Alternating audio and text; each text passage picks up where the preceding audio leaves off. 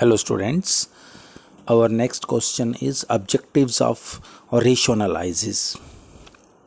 The main objective of ratio analysis is to standardize the information contained in financial statement so that comparison can be made between ratios of two different concerns or same concern but at different intervals of time. तो बेटा ये बता रहा है कि आपका ratio का क्या करेगा, कंपैरिजन करेगा ratios of two different concerns, ठीक है, दो डिफरेंट कंसर्न्स के साथ और सेम कंसर्न या सेम कंसर्न के साथ कि अगर हमने एक ही बिजनेस में दो प्रोडक्ट या चार प्रोडक्ट बना रहे हैं तो उसके साथ आपस में इसको कंपेयर करना है अपने, ठीक है।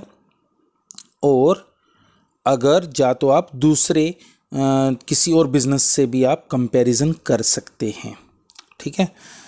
But at different intervals of time following are the main purpose for which ratios are computed. First point, estimation of business earnings, ठीक है। Estimation of business earning, business का अर्निंग का एस्टिमेशन करना है। Ratio analysis helps in estimation of present as well as future earning of an enterprise which further helps in taking decision in various segments of the business enterprise.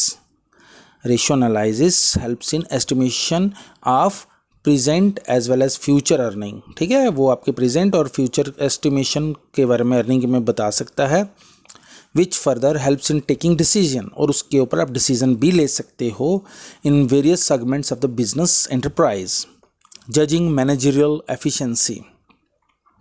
Ratio analysis helps in determining the overall efficiency of an enterprise by making use of the financial information provided by the management, ठीक है।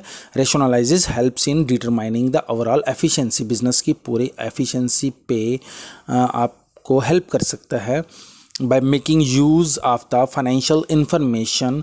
आपका जो financial information होती हैं, आपकी जो balance sheet होती है, आपका जो स्टेटमेंट ऑफ प्रॉफिट होता है, उसी को आप फाइनेंशियल इंफॉर्मेशन बोलते हैं। उसी को यूज़ करके मैनेजमेंट जो है ओवरऑल एफिशिएंसी देख सकती है। Further this enables the management to bring out the strong points and pin point the weakness of the business, और वो आपको बिजनेस के ऊपर पिन पॉइंट कर सकते हैं कि बिजनेस की वीकनेस कहाँ पे है, बिजनेस की शॉर्ट कमिंग्स कहाँ पे हैं और बिजनेस की स्ट्रेंथ कहाँ पे है, ठीक है। Enterprise and to take timely preventive measures, तो उसके लिए आप कोई ऐसा कदम उठाएं जिससे आपकी वीकनेस ठीक हो जाए, ठीक है। उसके बाद आपका आ गया solvency determination. It helps in ascertaining the short-term and long-term solvency of the firm, which is helpful for various parties interested in business concern, shareholder, debenture holder, creditors, etc. तो ये क्या हेल्प करता है आपको, short term and long term solvency. जो आपकी short term और long term solvency जहाँ से होती है, जहाँ से आपको पैसा आता है, लॉन्ग टर्म और जो शॉर्ट टर्म, ठीक है, वो कौन कौन होते हैं, debt is shareholder, creditors, ठीक है, डिबेंचर होल्डर लॉन्ग टर्म हो गए, क्रेडिटर शॉर्ट टर्म हो गए।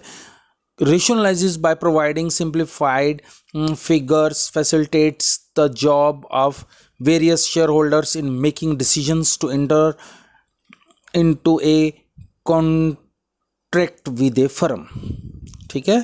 तो उसके लिए आपको क्या करना पड़ेगा, provide simplified figures facilities the job of various stakeholders in taking decision to enter into a contract with a firm. तो उसके लिए आप किसी स्टेक होल्डर्स को डिसीजन के लिए फर्म में कॉन्ट्रैक्ट करवा सकते हैं। Making comparison, the most important use of the ratio analysis is to make comparison inter as well as intra firm, ठीक है। जैसे मैंने आपको पहले बताया कि इंटर फर्म मतलब कि आपके अपने ही दो चार प्रोडक्ट हैं, उसको आपस में कंपेयर करेंगे, तो या फिर इंट्रा फर्म बाहर से भी कर सकते हैं। Such comparison helps the management in rating their operations and transactions the lacking sections operative in the business with other firms as well as with their own past results, ठीक है। तो ये क्या बोल रहा है, with their own past results.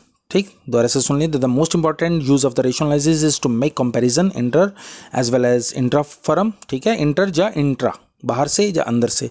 Such comparison helps the management in rating their operations and tracing the lacking sections. Lacking sections हो गया जहाँ पे प्रॉब्लम्स हैं, जहाँ पे आपको कुछ बिजनेस में प्रॉब्लम आ रही है, उस लैकिंग सेक्शंस को हम ट्रेसिंग करेंगे। Operative in the business with other forms as well as with their own past results, उसके अपने ही पास्ट रिजल्ट से आपको पता चल जाएगा। Formation of policies. Results obtained from ratio analysis helps in forecasting. Consequently, they even direct the management in formation of business policies and budgets. तो ये आपका हेल्प्स करेगा forecasting करने के लिए।